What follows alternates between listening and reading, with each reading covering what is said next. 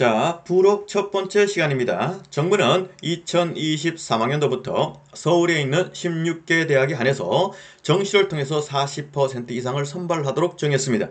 따라서 이 16개 대학은 좋든 싫든 정시를 통해서 40% 이상을 선발해야 된다라는 것이죠. 이렇게 정시가 40%까지 확대가 되었을 때 입시에는 어떠한 변화가 일어나는지 한번 살펴봐 보도록 하겠습니다. 자, 그 16개 대학이 바로 여기에 있는 이 대학들인데요. 자, 이 대학이 정시 40%를 의무적으로 뽑아야 된다라는 것인데, 대학은요, 수시하고 정시를 통해서 선발한다. 이것은 다들 알고 계십니다. 자, 그러면 정시가 40%다라는 것은 수시는 몇 %요? 60%일 거다라는 겁니다.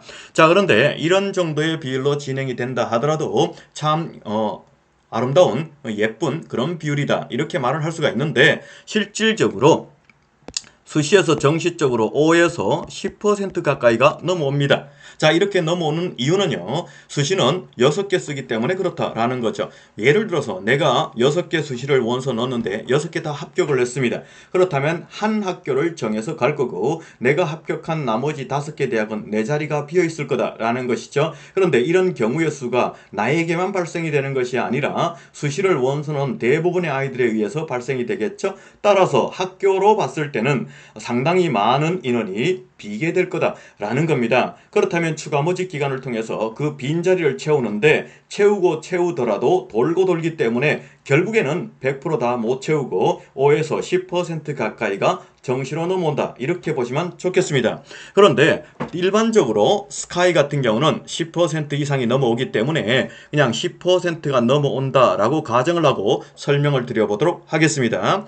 자, 10%가 넘어온다면 수시는 결국 50% 정도일 거고 정시도 50% 정도 될 거다라는 겁니다. 그렇다면 이 상위권 대학 정시가 50% 정도 됐으니 정시가 엄청나게 늘은 거다라는 겁니다. 이해가셨나요? 자, 그렇다면 입시는 어떤 식으로 흘러갈까요? 먼저 수험생 입장에서 한번 봐보도록 하겠습니다. 수험생이 어차피 정시도 50%고 수시도 50%이니 어떤 걸 준비해도 관계는 없지만, 자, 수시를 준비하기 위해서는 1학년 1학기부터 3학년 1학기 때까지 내신 플러스 비교과를 철저하게 관리해야 되겠죠? 굉장히 번거로울 거다라는 겁니다. 그런데 어차피 정시도 50%로 수시와 동일하니 내가 열심히 공부해서 3학년 2학기 때 11월에 열심히 수능 잘 봐서 내가 좋은 대학 가겠다, 이렇게 생각하는 아이들이 굉장히 많을 거고, 특히 강남 3구라든가 목동에 있는 아이들은 내신 따기가 어려우니 당연히 정시가 많이 늘었으니 정시 쪽으로 생각을 할 거다라는 겁니다. 그래서 무게중심이 수시에서 정시 쪽으로 넘어온다라는 겁니다. 그럼 학교는 어떨까요? 선생님 입장에서 수시 정시 어떤 걸 시켜도 같겠지만, 여하튼 선생님의 입장에서 바라봤을 때 1학년 1학기 때부터 3학년 1학기 때까지 아이들 내신에 신경 써줘야 되고 비교과에 신경 써줘야 되고, 이 모든 과정들이 굉장히 번거롭고 어려울 거다라는 겁니다. 그런데 정시도 똑같이 수시와 같이 50이 되니 선생님 입장에서는 내가 열심히 가르치기만 하면 되는 거죠. 공부를 하고 안 하고는 아이의 몫이니까요. 맞나요? 그래서 선생님 입장에서는 정시 쪽이 훨씬 더 편한 거예요. 그러니까 당연히 무게중심이 옮겨올 수밖에 없다, 이렇게 보시면 되는 겁니다. 자, 그렇다면 정시 쪽에서 이제 무게중심이 이제 잡혀져 있는 이 상황에서 봐볼게요. 그러면은 이 정시에서 붙고 떨어지는 것을 담당하는 시험은 뭡니까? 바로 수능이에요. 즉 수능을 잘 보면은 내가 원하는 대학 어디든 갈 수 있는 것이고, 수능을 못 보면은 내가 갈 수 있는 대학을 못 가게 될 거다라는 겁니다. 자, 그러면 수능이 어떤지를 우리가 이해를 해야 되겠죠? 자, 1편에서 제가 말씀을 드렸습니다. 상위권 대학 가고자 하는 그 상위권 아이들 입장에서 봤을 때는 선택형 수능에서는 거의 비슷한 점수대가 속출이 되고 그 비율이 두툼해서 1점에도 붙고 떨어질 수 있는 가능성이 굉장히 높다라고 했죠. 자, 그 말은 상대적으로 변별력이 떨어진다. 한마디로 상위권 대학은 변별력 확보가 어렵다.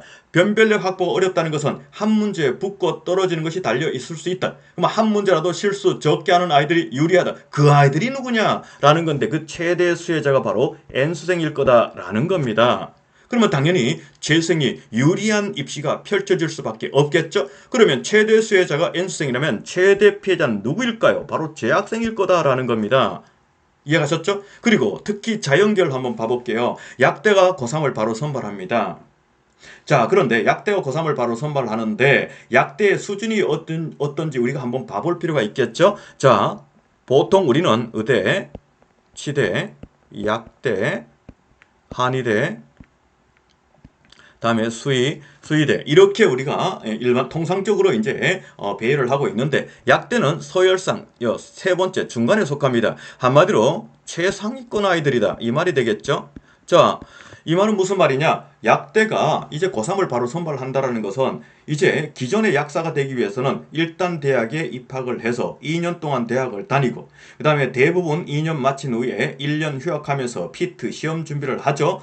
그죠? 그래서 피트 시험 준비를 해서 그 성적으로 약대에 다시 원서를 넣고 붙으면 4년 동안 다녀서 약사가 될 수 있는데 떨어지면 다시 또 그 피트를 위해서 1년 동안 다 학원 다니면서 고3처럼 공부해야 되는 그런 복잡하고 어려운 과정들이 있었는데 이제는 고3을 바로 선발하니까 그런 과정이 필요 없는 거예요. 그래서 약사가 되고자 하는 관심을 가지는 아이들이 속출했고 그리고 약사가 되고자 아이들이 많은 준비를 하는데 그 아이들이 누구냐? 바로 최상위권 아이들이다. 그만 자연계열 재학생 입장에서는 최상위권 재수생들이 많다라는 겁니다.